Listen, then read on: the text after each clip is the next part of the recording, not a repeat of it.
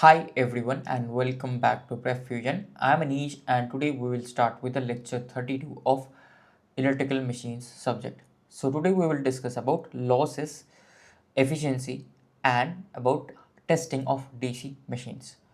So like up until now we have discussed about the construction, we have discussed about basic types of DC machines, we have solved few questions. So now we will discuss what are the losses. So DC machine, right, is a mechanical machine. It is a mechanical machine, correct? So as it is a mechanical machine, that basically means that in case of transformer there was no rotating part, right? It was totally stationary. Transformer was totally stationary. But in transformer as well there was magnetic flux. Due to that we had iron losses. Of course winding is there, current will flow through that, we will have copper losses. We had iron and copper losses mainly. Other stray losses, those things were there, but those values were very low. Mainly iron and copper losses were there. In case of DC machine, we will have copper losses because winding is there, current is flowing, so there will be copper losses. We will have iron losses because again magnetic flux is there, armature reaction is there, hysteresis loss will be there, eddy current loss will be there. And the third extra losses, additional loss we will have are known as the rotational losses, right? What does rotational losses mean? Rotational loss basically means losses which are there due to the mechanical parts, right? If machine is rotating, of course there will be some air friction. Due to that there will be some losses.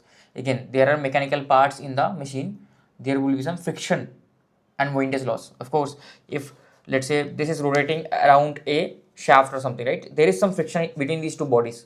Due to that some sort of loss will of course happen. So those are the main three losses that we will discuss. So losses, mainly these are the two losses. Another loss is the what do you call, the rotational losses. Okay, so copper loss is the loss that happens when load is connected because it depends on the armature current, right? Load connected. And iron loss is the losses which actually is known as no load losses, right? When load is not connected, then also these losses will be happening. These are mostly constant losses. Okay, so mechanical losses are there, stray load losses are there, that we will discuss. Okay, so copper losses are resistive losses due to the flow of current through the resistive components, that is Ia square Ra, right? That will be the armature copper loss. Very simple, right?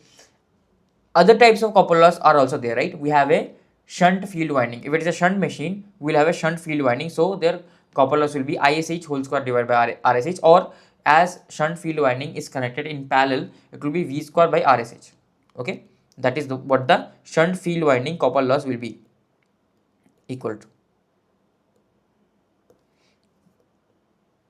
Okay, now the series field winding copper loss. What is the series field winding copper loss? So series field winding copper loss is basically the copper loss in the series field winding. That's very simple, right? Copper loss in the series field winding. Okay, so current through it is I series, that is basically equals to Ia whole square into R series because it is connected in series with the armature, right? So these are the main losses. Mainly this will be constant actually because the supply potential does not change, right? Voltage does not change, but this too will be variable, right? So overall I cannot directly comment that my copper loss will be constant or variable, depends. Okay, because this is why this is constant, because it is independent of the load current, right? Because it is independent of load current, so that's why the shunt copper loss will be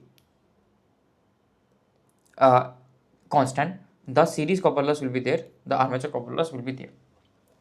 Okay, so now let's discuss about the core losses. So what are the core losses? Again, if magnetic flux is there, there will be some magnetic saturation, there will be some hysteresis losses, right, in the field poles. So due to that we will have hysteresis losses. The formula of hysteresis loss is already shown here.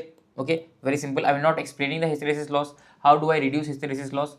We can we cannot totally minimize it. We can use better materials, right? We can use high grade silicon steel for lower hysteresis coefficient so that there is lower hysteresis loss.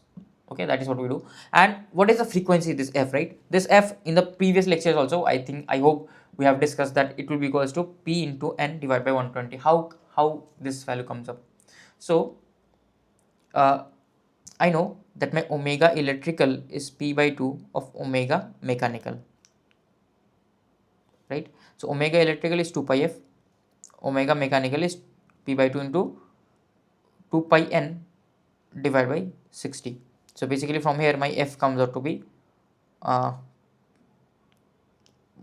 p into n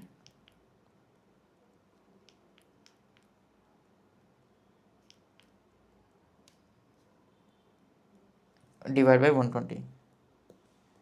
Okay, so that is what my frequency will be equals to, p into n divided by 120. Got it? Now that is how you will find the frequency in case of DC machine. Eddy current loss, same things, right?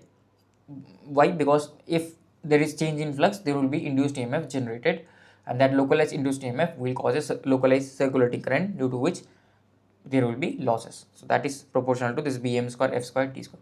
This we had already discussed in transformers, so I am not going too much in depth here. So one key point you have to keep in mind is that as I can see that if the number of poles is constant, my frequency is proportional to n, right? Speed of the RPM. So I can say that my hysteresis loss is proportional to f, or it is proportional to speed of the RPM. So hysteresis loss is proportional to the speed of the RPM. The faster the armature will rotate, more the hysteresis loss, more possibility of hysteresis loss. Why? There will be more magnetization and demagnetization of the armature core. That's why. Very simple, right? Same for eddy current loss. If I see that again, my f, right, frequency is proportional to the speed, so my f square is proportional to n square. That's it, right? So I can say that my eddy current loss is proportional to n square. Okay, that's basically it. So these basic things you should know, that what my eddy current loss and hysteresis loss are proportional to, if I assume my flux to be constant, because of course it will depend on flux as well, but I can assume that my flux is constant. Okay, that is my assumption. Got it? Yeah. So there are few losses in the pole faces. Magnetic flux density waveform becomes distorted, non-sinusoidal. This is due to what? Due to armature reaction, right? Already we had discussed that there will be uneven distribution of flux density. In one of the pole there will be more flux lines, in the other pole there will be less flux lines, right? So the flux density is not totally uniform. Due to that, additional losses can happen, right? So do not specify, but this is included in the iron losses. Okay, it is already included in the iron losses. For that we punch holes and use laminations, all those things we do, right, to reduce the armature reaction. We have already discussed about these things, right? Now let's come to the new type of losses. Those are the mechanical losses, right? This previously we had not discussed in transformers. So these losses fall under the category of constant losses, because mostly this will be constant. They will vary with speed changing. Of course there will be more friction loss or less friction loss depending, but mostly they almost approximately remain constant. So iron losses also, of course, if we change the frequency and speed, right, they will vary, but we assume them to be constant because we are not changing the frequency, correct? So same thing. So mainly there are three kinds of mechanical losses. One is bearing friction loss due to rotation of the shaft bearings. So the bearings will have their own friction loss. Then brush friction loss, right, caused by rubbing action of the carbon brushes. So commutator is here and my segments are rotating, right? So they are touching the brushes. So if they are touching, there is some friction here. So that is what brush friction loss is. Then I have windage loss, air resistance faced by rotating armature and fan. Okay, so basically simple, right? If I am rotating, let's say this pen. So if I am rotating this pen in the atmosphere, I have air. So air will provide some opposing force, right? Air drag. So due to that, some losses will be there, that is windage loss. Otherwise, why will I need any force to rotate this pen, right? I can just once give it a force and it will keep on rotating forever, but it does not rotate forever because there is air, right? That provides some windage losses. So these losses increase with speed and independent of load current, hence they are called constant. So mostly which are independent of load current, right? It does not vary with the load, those are called constant, right? Constant losses. So in case of iron loss as well, they don't depend on the load current, right? They depend on the frequency. That's why they are called constant losses. Constant is not like it will always remain constant, right? There is some function that it depends on, but it does not depend on load current. That's why these are called constant losses. Okay, so ultimately what is the no load rotational loss? So overall no load rotational loss is equals to the overall magnetic loss plus the no load iron loss. Okay, and these two losses are known as the overall approximately constant losses that do not depend for a DC machine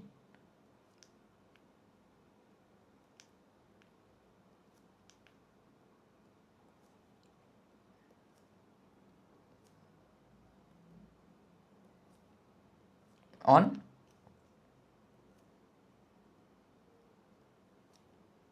armature current. Okay, so these together define the power consumed internally even when the motor delivers no output.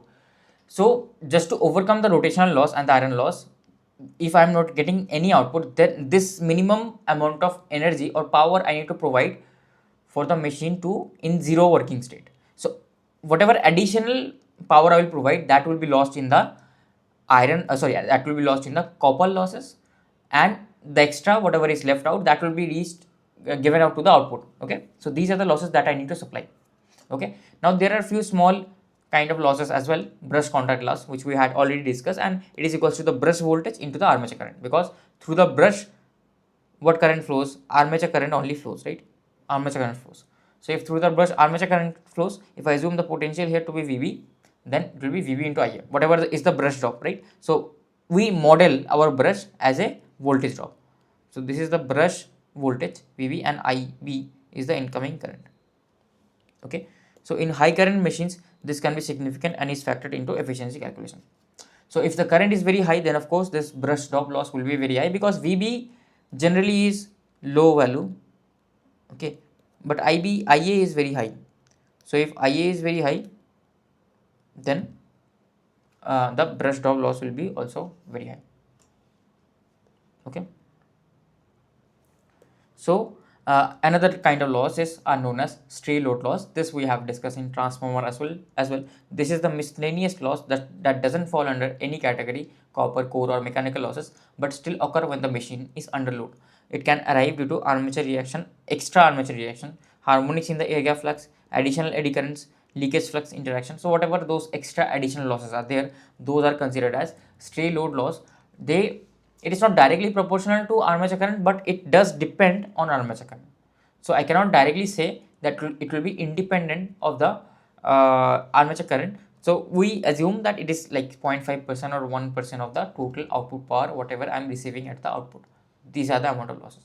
So these are the summary of the losses. Copper loss, which is depend on load and it is variable, and core loss, which does not depend on load, it depends on speed and flux density, because frequency is proportional to speed. It is constant because as at constant speed it is not a function of armature current. Okay, includes hysteresis and eddy loss. It includes hysteresis and eddy current loss. Okay, then mechanical loss we have. So mechanical loss depends solely on the speed. It is constant because again it does not depend on the armature current. We have friction plus windage, right? These are the mechanical losses. Stray losses I have not discussed. So this is the diagram for a generator. This is the power flow diagram. This I had shown you in the previous initial lectures, right?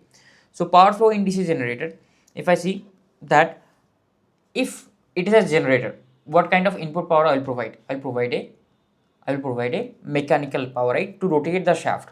So I will provide a torque here. I will provide a torque here. Let's say TG. that will rotate the shaft so that the shaft rotates, due to which the flux cutting starts and due to which the induced EMF is generated. But before even this, right, there are losses. So as soon as I start rotating the machine, we'll have friction and windage loss. We'll have no load core loss. This we discussed, right? As soon as I will start rotating the machine, there will be induced EMF. Due to this induced EMF, there will be eddy currents, hysteresis loss. So this will occur before even I get a output. All this will occur, right? Stray losses will occur.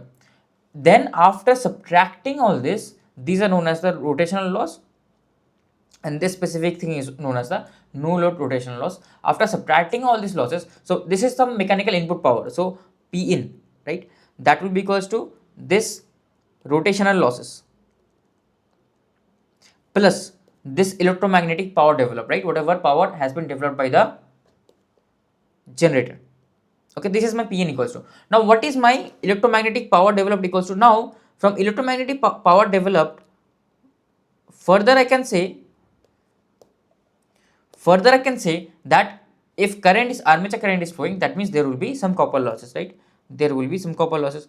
So of course I can subtract Eg into Ia minus Ia square Ra, and also copper losses will be there in the shunt winding as well, that is Vsh whole square divided by Rsh, so minus and minus the Ia whole square into Rsc, right? These are the losses.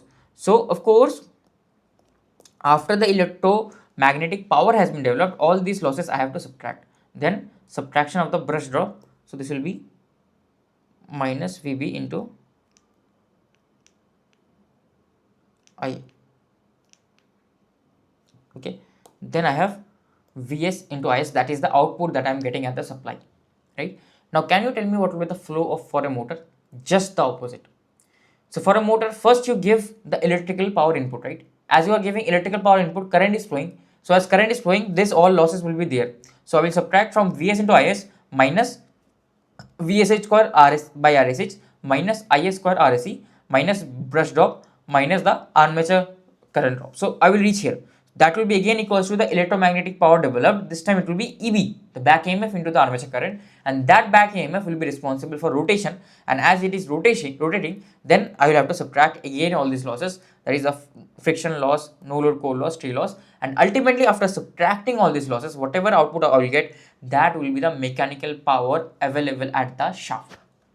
So this is the whole flow of DC motor, just the opposite. Whatever I have said, same thing, right? It is just the opposite. Also, it is mechanical power, not input, sorry, mechanical power output, also known as the shaft power.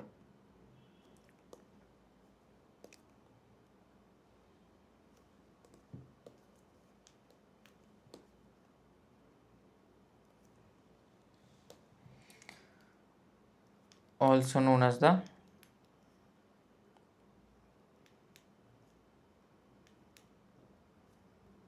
shaft power.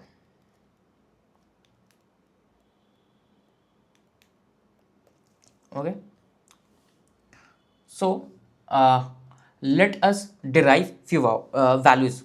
So first of all, let me discuss in motor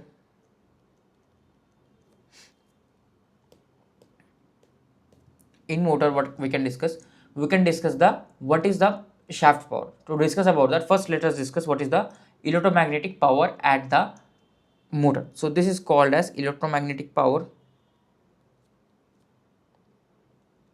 because this is due to the back EMF power or gross power developed.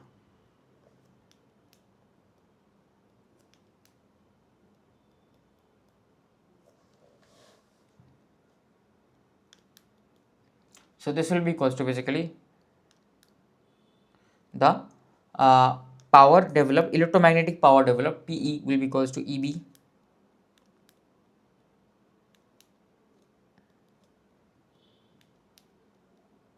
into I. Okay, so this will be equals to what? The omega into torque, right? Torque developed at the output. Am I correct? But there will be some rotational losses. After that only this torque I will get. So this is not the exact power that we will get. This is the power developed, electromagnetic power developed. From this, I have to subtract the losses. So my shaft power, P shaft, will be equals to the PE minus the no load losses, or also known as the rotational losses. So rotational losses I have to subtract.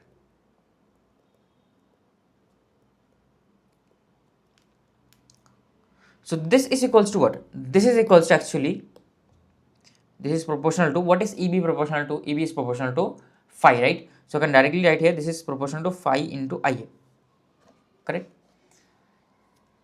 Now, what about the shaft power? Okay, shaft power is this, and what is shaft power equals to? So this is the power available at the shaft. So this is equals to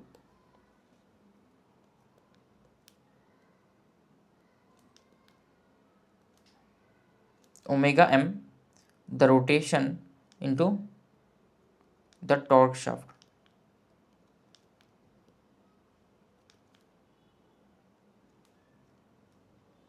So this will be equals to basically omega m into torque shaft, or this will be equals to the this power, right? What is this power? This is P minus the rotational losses. Okay, so whatever is this value will be P minus the P rotational. Okay, now how do I calculate efficiency for a motor? It's very simple, right? Efficiency of a motor, what will be the efficiency of a motor? It is, efficiency is what? Efficiency is output upon input into 100%, right? Output upon input into 100%. Okay, so we can write this in many ways. Either we can write that it is output divided by, output is what in this case? In case of motor, what is output? Output is mechanical, right? Maybe I want to quantify it electrically, right? Because I know the electrical quantities. So in case of motor, what I can comment is, in case of motor, what is the input?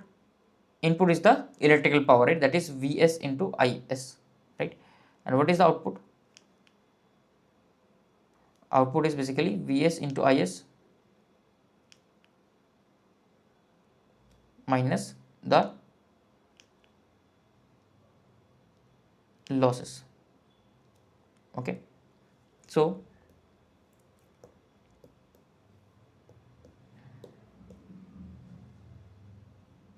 this will be equals to efficiency will be simply like, I will derive few values as well. Efficiency will be equals to Vs into Is minus losses divided by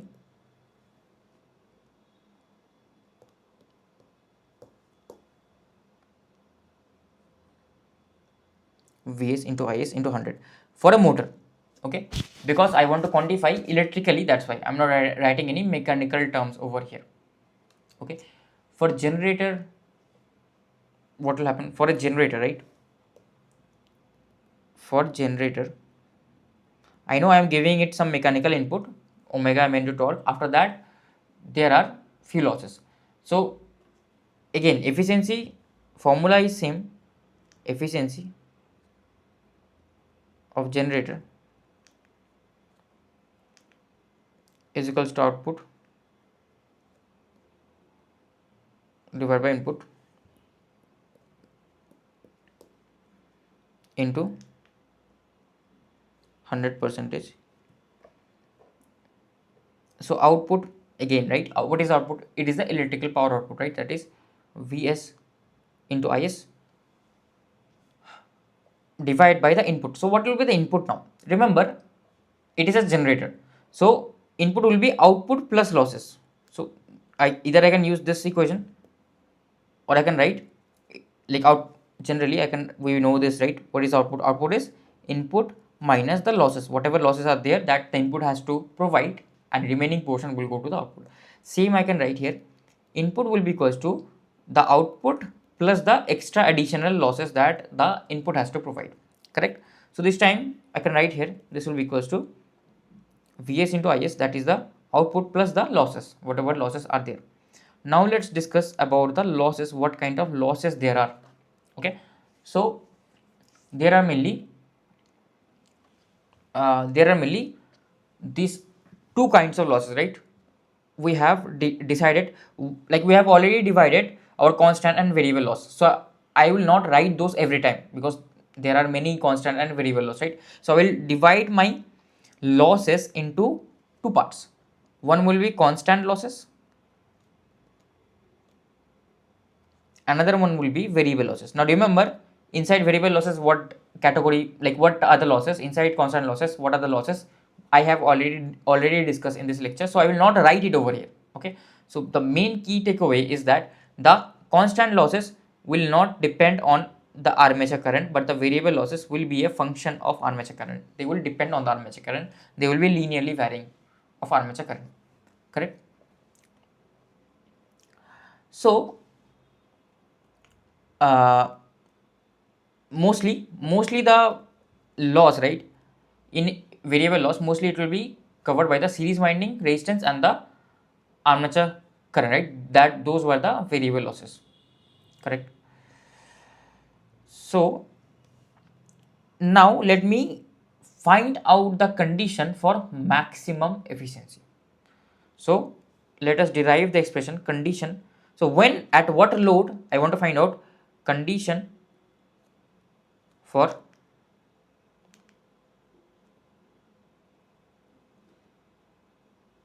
maximum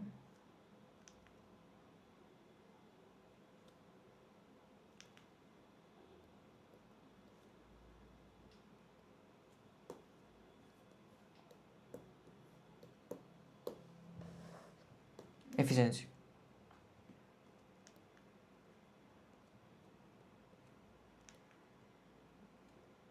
Okay, so condition for maximum efficiency, basically I want to find the armature current at which this, at what current, what value of current the maximum efficiency occurs, at what value of current the maximum efficiency occurs, right? So what I can do, I can simply differentiate my efficiency with respect to armature current and equate this with 0. This we had already done in case of transformers as well, so I will do this one a bit fast. Okay, so mainly I can write this constant losses to be as P constant plus variable loss. So inside variable loss I have this Ia square into R. Now this R can be anything, right? This R can be the armature winding plus the series winding. R can be anything. It depends how the, what type of machine you are using. Are you using series machine? Are you using compound machine? Just hold on. Yeah, this I was just checking the mic. Okay, so let's discuss basically the this derivation, right? So ultimately what does my efficiency is equals to, efficiency is equals to Vs into Is, right? Vs into Is, or roughly I can say, roughly I can assume that Is is roughly equals to Ia, assumption. Okay, so I can write Vs into Ia divided by your Vs into Ia plus Ia whole square Ra plus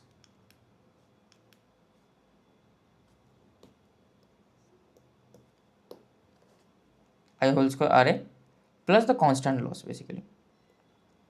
So now if I differentiate this thing,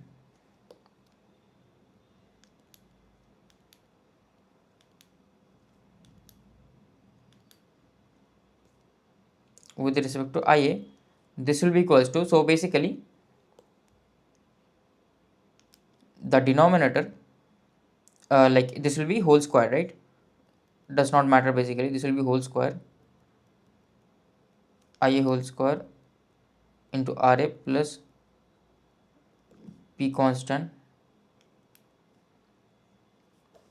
whole square, and this will be the differentiation of the numerator. This will be Vs minus Vs into Ia into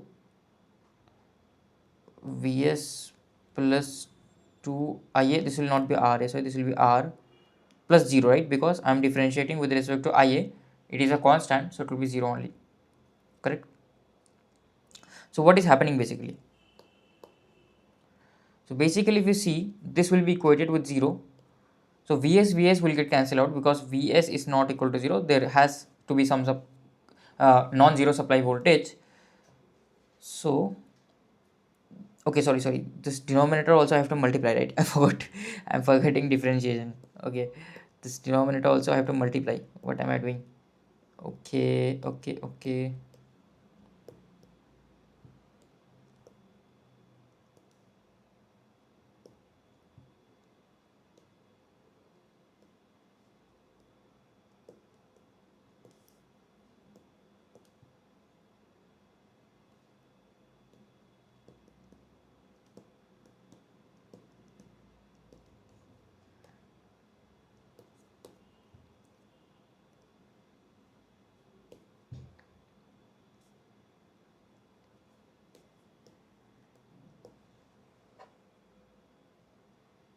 So here what is happening, Vs will get cancelled.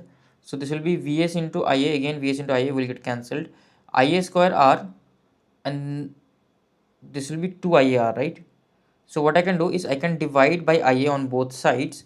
This will be Ia, can I divide by Ia on both sides? And I can divide by R as well, right? No, I cannot divide by R. So ultimately, right, what is happening, this is basically, if I divide by Ia, and I cannot divide by I, right? Okay. This is minus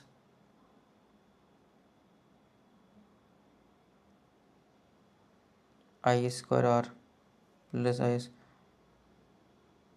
So yeah, this will be there, and okay, V is Ia is okay, Ia is already there, right? Okay, sorry. So this will be Ia square R minus 2 Ia square R plus P constant equals to 0.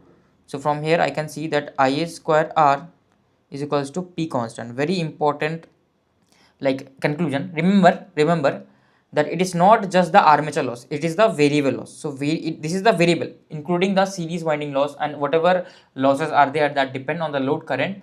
It is that, okay, it is not just the armature copper loss. So variable loss, like, conclusion that I can take away is variable loss will be equals to the constant losses. This is the condition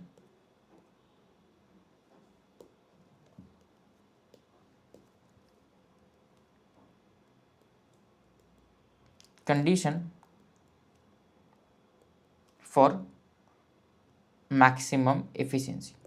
Okay, for motor as well it will be same only, it will not be different. So let's solve a very basic question on this.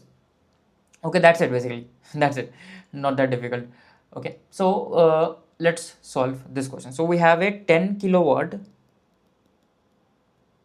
240 volt dc shunt machine operates at no load speed n no load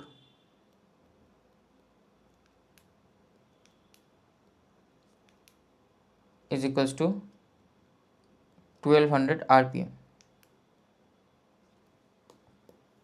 Okay,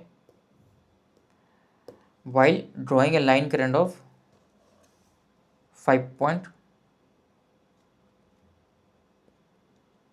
amps. Okay, now the armature and field resistance, so Ra is equals to 0.25 ohm and the field resistance RSH is equals to 160 ohms. Okay, respectively. Estimate the motor's efficiency when delivering its rated output. So if it is delivering its rated output, what will be the efficiency? Very simple, right? So output, it is a motor. So how do I calculate the input power? So input power is simply this, right? Vs into Is. So it is delivering its rated output. If it is delivering its rated output, that means what? That means I'm providing rated power, right? So P in is 10 kilowatts. Am I correct? But here, right, it is telling that okay, no load speed is this while drawing armature current is okay. This is the current, armature current at no load. Okay, this is not the armature current at full load. Okay, so this will also be important. Why this will be important? We'll discuss about that. So input power I am providing 10 kilowatt. That is fixed, right? Because I am providing rated power. Okay. Now remember. Okay. One more thing. Sorry, I missed. Oh, one more thing I discussed in previous or one of the lectures, that whenever this, it is a motor or a generator, right? If rated power is given, that means rated power is for the output. So this is not the P input. Sorry about that. As it is a motor, they have given me the rated power. It means what is the rated power that the user will get, right? That is the rating of a machine. What the power that the user will get. So this is the output power, not the input power. I'm sorry. This will be the output power. Okay. So I hope that is fixed. Now let's discuss about the losses. So what will be the input power? Input power will be the output power plus the losses. What are the losses? So one, there is armature loss, copper loss, armature winding loss, and the shunt field winding loss, plus the no load loss.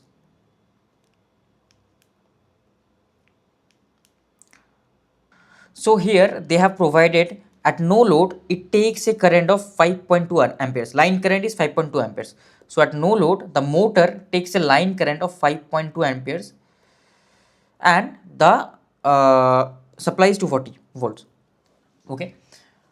Now the important point is the motor is at no load, right? Motor is at no load. If it is at no load, so even if no load is connected, then also it is drawing some power. How is it possible?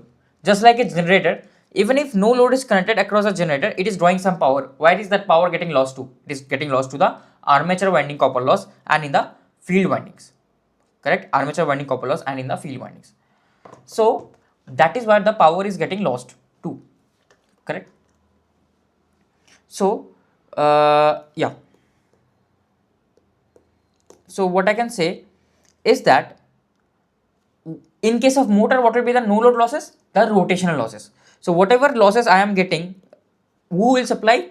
The supply only will supply. Few of it will be lost in the armature winding, few of it will be lost in the field winding, copper loss as a copper loss, and the rotational losses will be developed by what? EB into IA. Already has been discussed in this lecture only.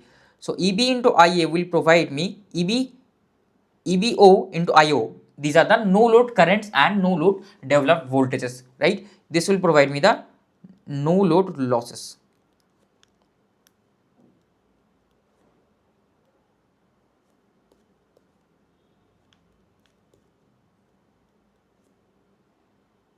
Okay. So how do I find out EBO and IO? So I can find out the shunt current, that will be fixed always. IF will be equals to V by RSH. So V is 240 and RSH is shunt resistance is 160. Okay.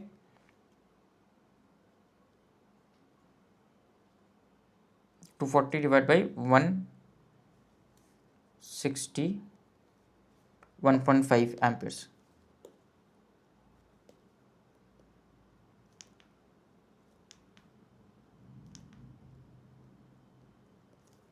Okay. So field current will be 1.5 amperes. So what will be the armature current? Armature current will be 5.2 minus 1.5. This will be 3.7 amperes. Okay. This will be the armature current. Okay. So my armature current is this. What I can say, what is the losses now? What is the like I know I have found out my IAO, right? This is my IAO, correct? And this will be my EBO. What will be EBO? EBO will basically be the drop, right? EBO will be equals to V minus IAO into RA. I don't care about the copper loss now. I only care about the no load rotational losses. So V is 240 minus IAO. IAO is 3.7 into R. It is 0.25. So into 0.25 plus 240. So this will give me 239.07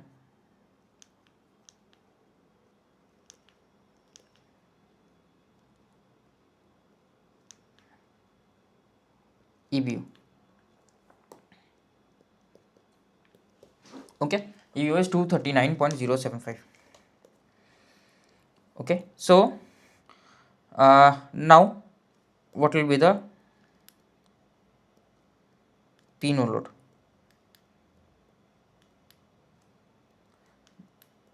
This will be equals to 239.075 into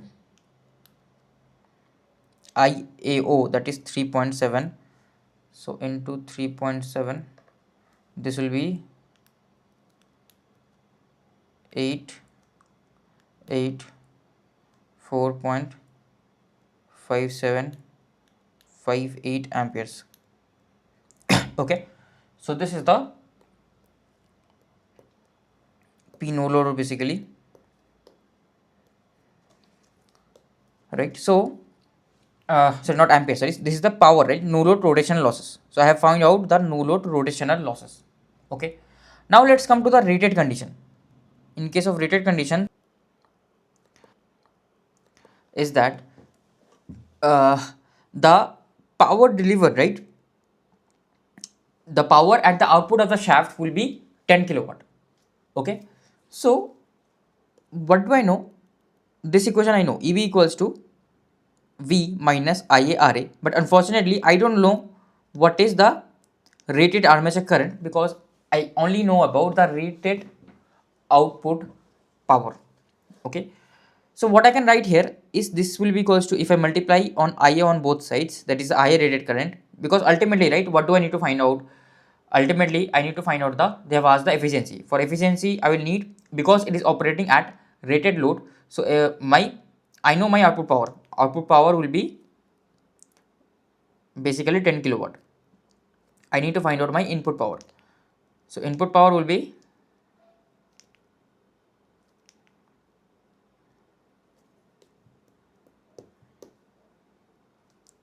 10 kilowatt plus the copper losses, that is in the shunt field winding and in the armature winding, plus the rotational loss, right? Rotational loss include the iron loss and the friction and windage loss, right? This we already know.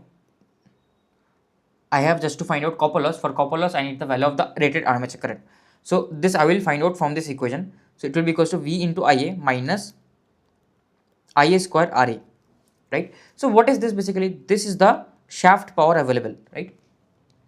Now I know it is operating at rated condition, so of course it will deliver 10 kilowatt of power plus additionally the supply also has to supply the no load rotational losses. So here I will have no load rotational losses. So what is the amount of no load rotational loss? 884.58. So this will be 884.58.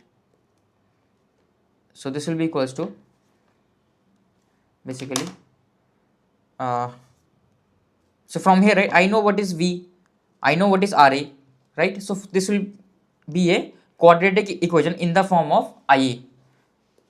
So from here I can find out the value of IA. So this is IA whole square into 0.25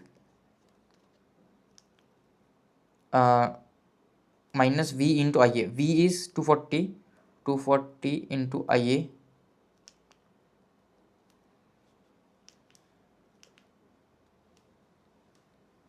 and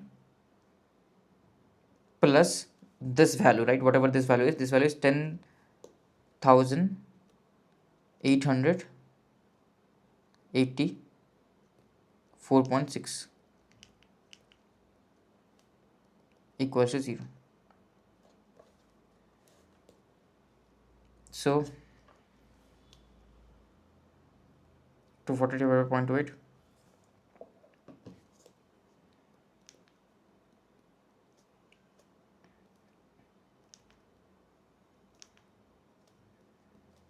960 IA plus this will be 10884.6 divided by 0.25,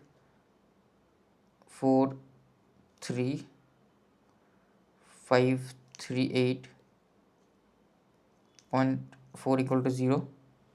So from here I can easily find out the value of IA, right? As it is operating in full load, IA cannot be very low value. Okay, we will find out two values. We will eliminate one of the values. So this will be minus of B. So 960 plus minus B square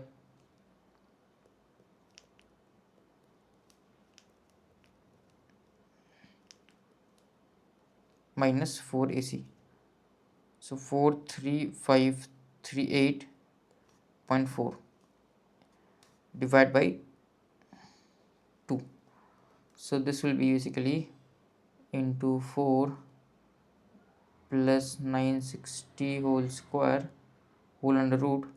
This will be plus minus 864.55.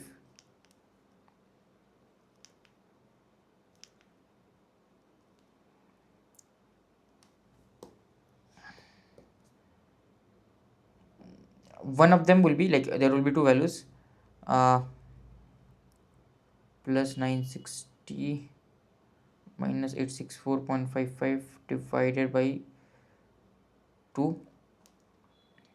Another one will be very high value, so that anyways we will neglect. So this is 960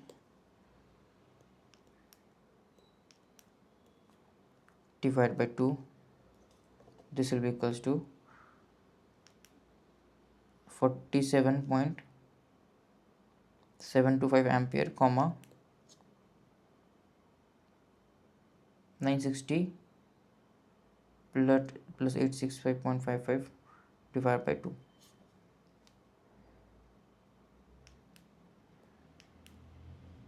.12 amperes. Okay, so of course this is not valid, right? Because here, right, my EB will come out to be negative, which is not possible. EB will come out to be negative, EB has to be positive, right? So I will choose 47.725. the other one will be very high value, right? So this is the armature current. Okay, armature current, right? Armature current is this 47.725. so from here I can easily find out the losses in the armature. Okay, so loss in the armature will be what? So copper loss, right? Copper loss will be equals to IA whole square into RA plus ISH VSH or V whole square divided by RSH. So IA whole square is 47.725 whole square into 0.25 plus V whole square. So V is basically the line voltage, right? Line voltage is 240 volt. So 240 whole square divided by RSH. RSH is the shunt resistance, that is the 160 ohms.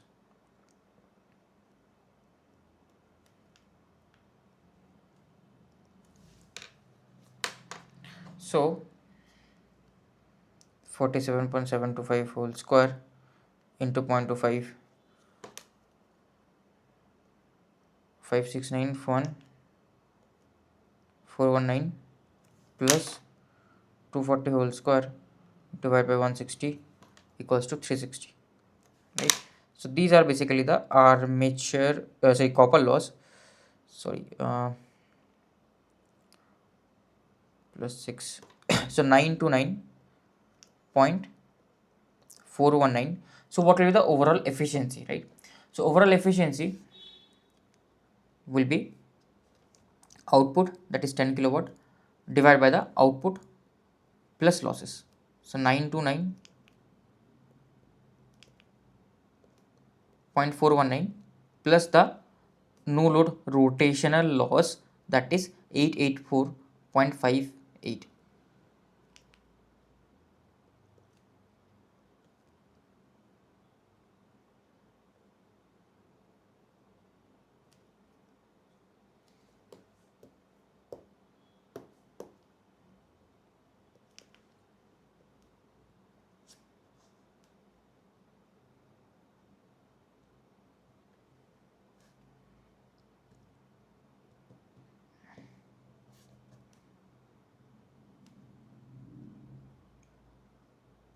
14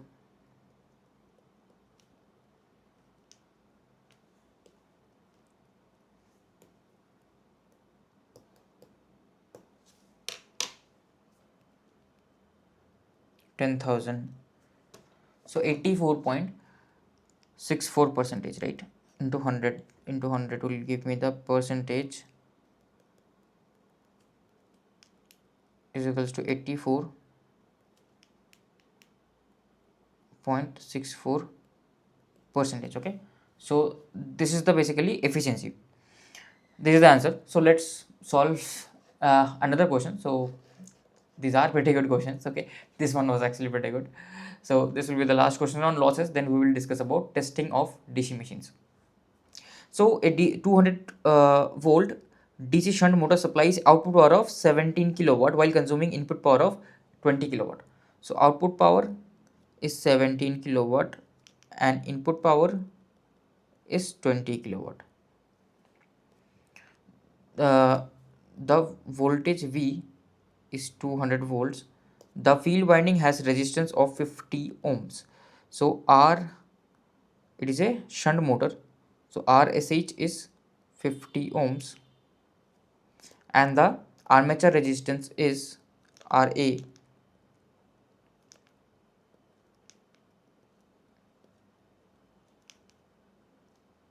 0.04 ohms. Okay, determine the condition for maximum efficiency. What is the condition for maximum efficiency? So basically I know what is the total losses here equals to 3 kilowatt, and I know in case of maximum efficiency the constant loss, when my efficiency is maximum, my constant losses P constant plus the P variable loss are basically equal to each other. So currently my losses are 3 kilowatt. From here, what is the variable loss?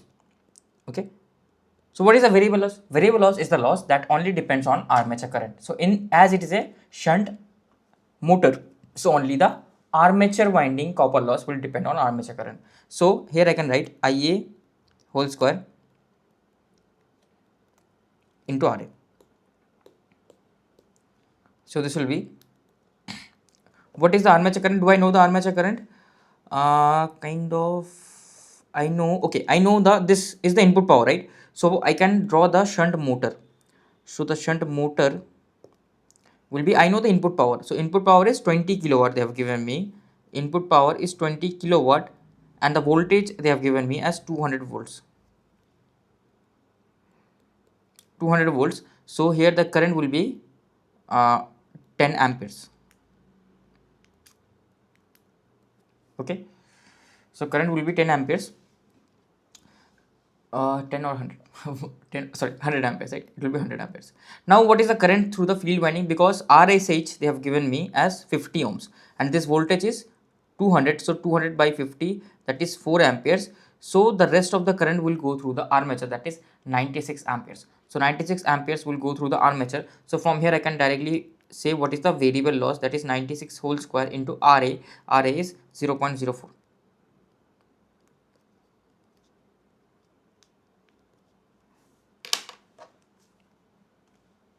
So this will be 0.04 into 96 whole square.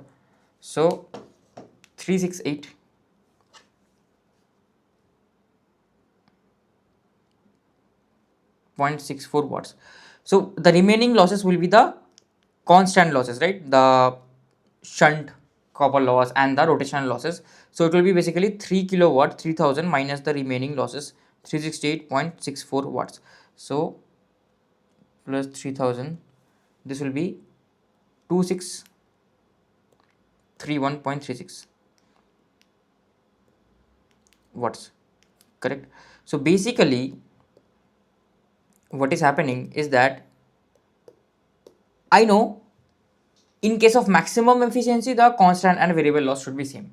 So constant loss will always be fixed. I have to find out the load, right? So what will be the variable loss? So the variable loss in maximum efficiency will be equals to the constant losses.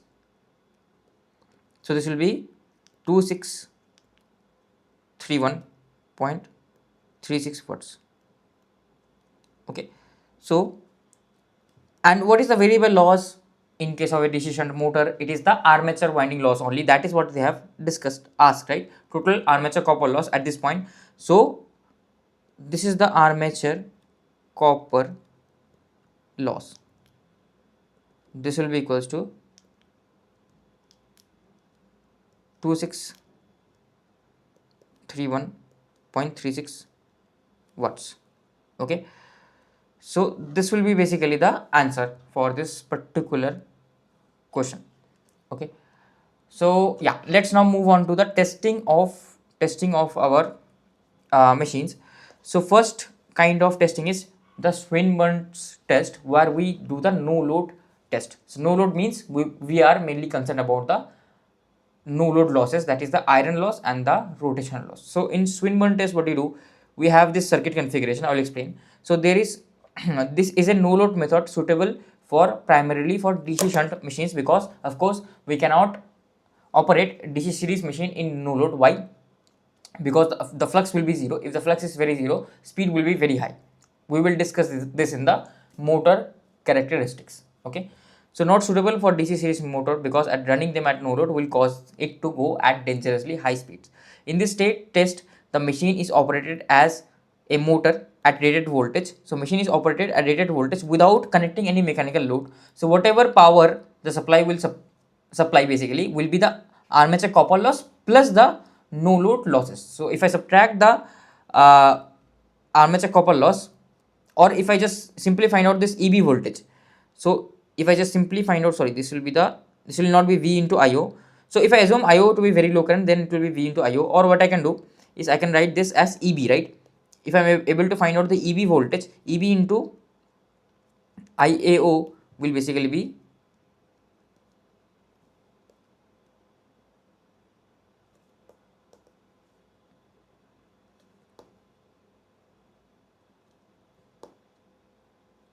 EB into IO will basically be armature current. Okay, so sorry, EB into IO will basically be the developed power at the shaft, and that will be delivered for the rotational losses, that is the iron plus the friction and windage loss. Okay, so this actually we have used this formula, we have used in the question. So Swinburne test is very easy, right? We just keep on varying our resistance so that the flux also varies, so that we get a proper measurement, because we have to perform the experiment at different flux levels. Ultimately we get our value, right? We get our losses. Okay, very easy. We have ammeters connected and we are able to measure the current, and that's it. Very easy to calculate, right? So what will be EB? EB will be equals to V minus IA RA, that's it. Okay, so EB I have found out, and EB into IO will give me the IA into RA, but I don't know what is IO. I will be able to find out IAO as this ammeter is connected in series with the this armature, right? And also if you want to find out the field losses, you can find out the field current, and from there also you can find out the field losses, overall losses you can find out. Okay, so that's basically about the Swinburne's test. So it's very low power consumption, hence useful for testing large machines, because mainly we are actually not loading the machine. Even if the rating of the machine is very high, let's say 1 megawatt or something, we are not loading the machine. Without loading, we are able to calculate the no load rotational losses without even loading it. So rotational losses are roughly like 5% of the rated load, right? And I can easily calculate the efficiency, because I am able to find out the no load rotational losses. I just need to find out the armature copper loss. That is very simple, right? That is basically the current, armature current whole square into RA. Okay, very simple to find out the this copper losses, armature copper losses. Okay, so that's why generally this is very helpful test. This is what we perform in experiments as well. Now the next test is the Hopkinson's back-to-back Hopkinson's test, or also known as the regenerative test, or also known as the back-to-back test. Back-to-back names because the generator, DC generator and the DC motor are connected back-to-back with each other. Okay, so what we do is basically we have all these ammeters connected, and we supply energy to the motor, and as the motor is running, and the torque, the prime mover is moving, so this prime mover again will rotate the generator. Okay, so there are two times the rotational loss. One of the rotational loss will be due to this motor, and the another rotational loss will be due to this generator. Correct? Of course, there are copper losses; those are there, right? Those will be there anyways. But the mainly the important point is there will be rotational loss, twice the rotational loss. Okay. So basically, what is the input that I will supply? So Vs into Is that I will supply will be the copper loss of the generator and the copper loss of the motor, right? Copper loss of the generator, copper loss of the motor, and the field winding. So these are for shunt motors. So and the field winding losses uh, for the this field winding, shunt field winding, and the sorry for the motor and for the generator. So these are the mainly two losses, right? So basically, I am supplying Vs into Is is equals to the losses supplied by the armature copper loss. So armature copper loss, let me write IAG into RAG. Okay, IAG whole square into RAG plus IAM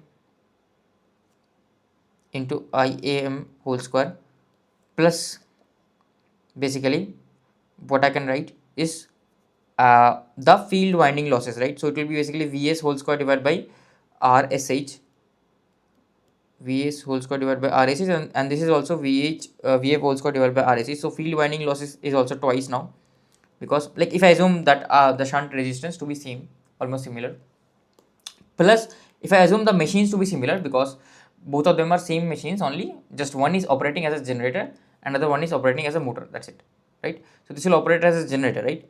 So into 2 into P rotational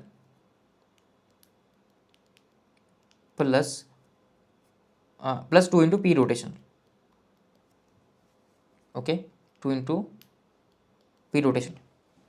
So this is the overall power supplied by the armature. If the generator, if the like if it is assumed that this motor is only driving the generator, that's it. If it is assumed that the motor is only driving the generator, that's it. Okay, nothing else. So from here you can do the calculations very easily, right? Because like what we will do, we all have ammeters connected here, and we will not initially connect it. Initially this will be open. If this is open, right, if this is open, only I will be able to find out the this portion, this armature copper loss plus the field winding loss plus the rotational loss, correct? Only the first portion. And as soon as I connect this generator, what will happen, the losses due to the generator, armature copper loss, and the field winding loss and the rotational loss, again I will get from those two equations. I will be able to find out the, because what is unknown to me, unknown to me is the rotational loss and the copper loss, right? So I have two equations, I will get the values of rotational loss and the copper loss. Okay, so like this basically you can calculate the efficiency. Okay, so what will be the efficiency? So efficiency, if I comment what will be the efficiency, because all these ammeters and voltmeters will be connected. So efficiency for motor, if I want to find out the efficiency of motor, then I will not connect the this switch will just be open. Okay, it will be basically whatever supply I am giving, it is the output over input, right? So what is the output here? Output is Vs into Is, that is the output if the generator is not connected, minus the IAM whole square into RA plus minus the rotational loss. So these are the losses basically. Of course there is shunt field losses as well, there will be shunt field loss, so that will be minus Vs whole square divided by RSH. Okay, divided by whatever is the input to the motor is Vs into Is. Okay, this is the input to the motor. So basically, right, from this equation I will be able to find out the value of P rotational, because I will know Vs into Is. Is is connected in ammeter.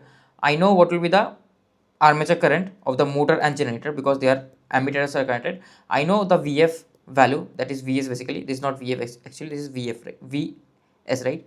So from here I will be able to find out the P rotational. So previously only Swinburne, only like one motor was there for calculating the rotational loss. Now I have both motor and generator, so here it will be more accurate. Okay, as load is connected, it will be more accurate. So basically either you can use two equations or you can directly connect the whole circuit. This switch also you can connect, then your P rotational losses will be equals to this Vs into Is minus the armature motor whole square into armature resistance minus armature generator whole square into armature resistance minus the 2 into the field winding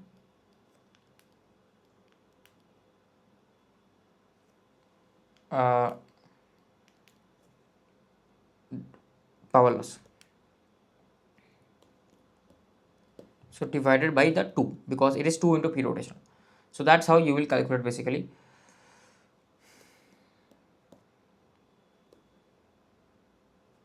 this losses. Okay, so again generator efficiency is also will be similar, only this time for generator, right? What is the output? Output is a supply. So if it is only, let's say if only this portion is connected to the supply, okay, this motor is not connected. So for generator, what is the output? Output is the electrical power output. So for generator, electrical power output is the output, so it will be Vs into Is divided by, now Vs into Is plus the copper loss IAG whole square into Ra plus the field winding loss RSH plus the rotational loss. Okay, only if the generator is connected into 100%, right? So this is how you can calculate the motor and the generator losses. Okay, where did it go? Yeah, this is the motor loss and this is the generator loss. I hope it is clear. So that is what they have written. Two identical DC shunt machines are mechanically coupled and electrically connected. One machine runs as motor, others drives as generator. Power flows back and forth. A small external source supplies only the losses of the system. These are not connected in full load, just the mainly they are used just to supply the rotational losses, because other losses will be very low. This test is very efficient and accurate for full load testing. Okay, so this test is more accurate than the Swinburne's test. Okay, start one machine, say the motor, bring it to the rated speed, then close the switch, right? This switch, if you close this switch electrically, then it electrically connects the generator and the motor. So M1 continues to rotate, M2 runs as generator. External supply now only compensates for the combined losses. Okay, so whatever will be the losses, because of course if the motor is rotating, it is also delivering some power. So ultimately in case of Swinburne's test, right, I cannot load the machine, but here even though there is some armature current here, even though it is loaded, so but whatever extra loading losses due to loading is happening, that is getting supplied by the generator. So because generator, so what is happening? Motor is delivering some mechanical power. That mechanical power is getting received by the generator. Generator is again giving out some electrical power after subtracting some of its losses. So mainly in the regenerative test, mainly the losses are computed, even though the machine seems like it is loaded, but only our supply is supplying only the losses. So it is a phenomena like fictitious loading. Fictitious fictitious what is the spelling of fictitious? Fictitious loading, I don't know. I have forgotten the spelling of fictitious. It is fictitious. Okay, I have to look it up. Fictitious, let me look it up. Fictitious, yeah, I was correct only, almost. Fictitious loading, because even though armature current is there, but our supply is only supplying for the losses. So as supply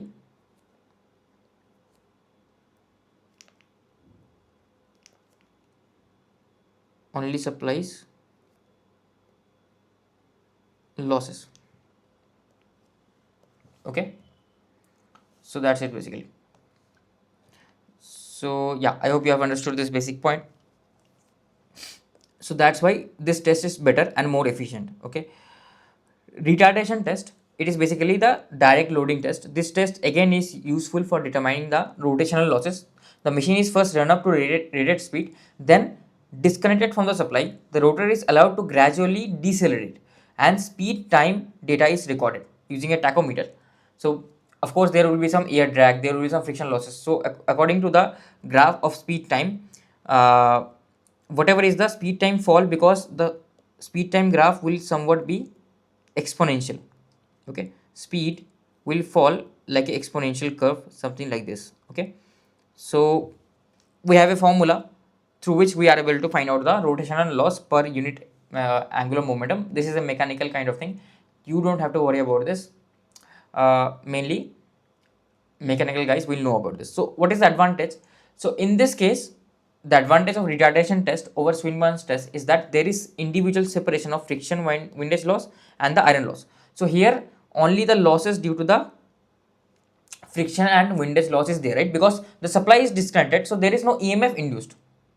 Supply is disconnected, there is no EMF induced, so there will be no iron losses. Only if the machine is stopping rotating, that means it is only due to the friction and windage losses. Okay, so let's do few questions. Match the following with list 1 and list 2. So no load and blocked rotor test. So no load test is actually done in what? No load test and this blocked rotor test, it is actually done in induction machine. This we will learn later on, so you can ignore this. Shunt test is done in transformers. Okay, Shunt test is done in transformers, and Swinburne's test is also a no load test that is done in DC machines. Okay, so all these three are kind of no load test only. Okay, but they are done in different kind of machines. Okay, don't worry about this is a theoretical thing, this will not be asked in gate, but in ESC this can get asked. Okay, don't worry, no load block rotor test, we will learn about that. Okay, we will study that later on when we will study induction machines. During Swinburne's test on a DC machine, how are the iron loss considered? So iron loss are considered constant, right? That is what the iron losses are considered, because it is a part of the rotational loss. So yeah, that was about the Swinburne's test. The back-to-back test is most appropriate for which category of machine? So if it's a large category machine, right, then with fictitious loading, I don't need to overall load the machine with 10 megawatt. So let's say if the machine output rating is 10 megawatt. So of course, finding a 10 megawatt load will be very difficult. What I will do, I will use back-to-back test, which it will load as fictitious, right? I will not actually supply 10 megawatt, but it will feel like I am supplying 10 megawatt, but actually I am only supplying the fictitious. I am only supplying the losses. So for large kind of loads, this is very, very useful. Okay, this back-to-back test. Okay, next test is the retardation one. So these are all like theoretical questions. ESC can ask. Gate, very rarely these questions can get asked. The retardation test conducted on a DC shunt motor is primarily used to determine which types of losses. So retardation test is primarily used to determine the friction and windage loss. So option C will be correct. Friction and windage loss, both iron and friction loss, no. Retardation test is specifically used for friction and windage loss because the supply is turned off, so there is no possibility of iron loss. So the motor itself will retard and slow down and will stop, and with the graph of speed and time, we will be able to find out the overall friction and windage loss. So that was it basically for this question. From the next lecture onwards, we will study about characteristics of DC machines. Thank you for watching, and I will see you in the next lecture. Until then, happy learning.